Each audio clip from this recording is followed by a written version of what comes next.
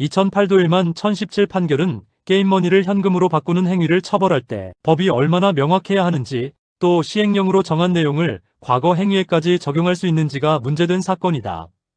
이 사건에서 피고인은 인터넷 게임을 통해 얻은 게임머니를 사고팔고 이를 현금으로 환전해주는 방식으로 영업을 하였다. 이러한 행위는 일정 기간 계속되었고 상당한 수익도 발생하였다. 당시 법은 게임머니의 환전이나 재매입을 금지하고 있었지만 그 구체적인 대상과 범위는 시행령에서 보다 상세히 규정되었다. 쟁점은 크게 세 가지였다. 첫째, 게임머니 환전 금지 규정이 일반인이 이해할 수 있을 정도로 명확한지, 즉 죄형 법정주의의 명확성 원칙에 위반되는지 여부이다. 둘째, 처벌 대상이 되는 게임머니의 범위를 대통령령에 맡긴 것이 포괄 위임금지 원칙에 위반되는지의 문제이다. 셋째, 시행령이 만들어지기 이전에 이루어진 행위까지 처벌하는 것이 가능한지, 즉 형벌법규의 소급표금지 원칙에 반하는지 여부이다. 대법원은 먼저 법 자체의 명확성에 대해서는 문제가 없다고 보았다.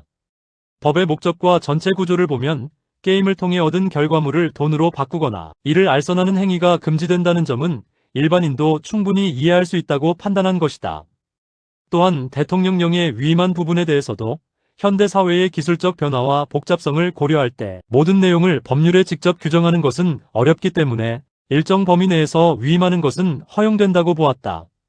그러나 가장 중요한 부분에서 대법원은 원심을 뒤집었다.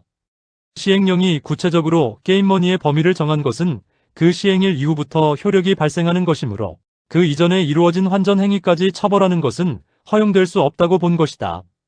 형벌은 반드시 행위 당시의 법에 따라야 하며 나중에 만들어진 기준을 과거 행위에 적용하는 것은 형벌법규의 소급표금지 원칙에 위반된다고 판단하였다. 결국 대법원은 이 부분을 잘못 판단한 원심 판결을 파기하고 사건을 다시 심리하도록 하였다. 이 판결은 헌법적 관점에서 보면 죄형 법정주의의 기본 구조를 잘 보여준다. 법은 국민이 미리 자신의 행위가 처벌되는지 여부를 알 수 있을 정도로 명확해야 하고 처벌의 기준도 사전에 정해져 있어야 한다. 특히 형벌법규는 국가가 개인의 자유를 제한하는 가장 강력한 수단이기 때문에 그 적용은 매우 엄격하게 제한되어야 한다. 이 사건에서 대법원은 명확성과 위임의 범위에 대해서는 현실적인 판단을 하면서도 시간적 적용 범위에 대해서는 엄격한 기준을 유지하였다. 형사법적으로 보더라도 중요한 시사점이 있다. 새로운 산업이나 기술 영역에서는 법이 세부적인 내용을 모두 규정하기 어려워 시행령이나 행정규칙에 의존하는 경우가 많다. 그러나 그러한 하위 규범이 형벌의 범위를 사실상 결정하게 되는 경우 그 적용 시점은 더욱 엄격하게 제한되어야 한다. 그렇지 않으면 국민은 언제 어떤 행위가 처벌되는지 예측할 수 없게 된다. 다만 비판적으로 보면 명확성 원칙에 대한 판단이 다소 완화되어 있다는 점은 논란의 여지가 있다.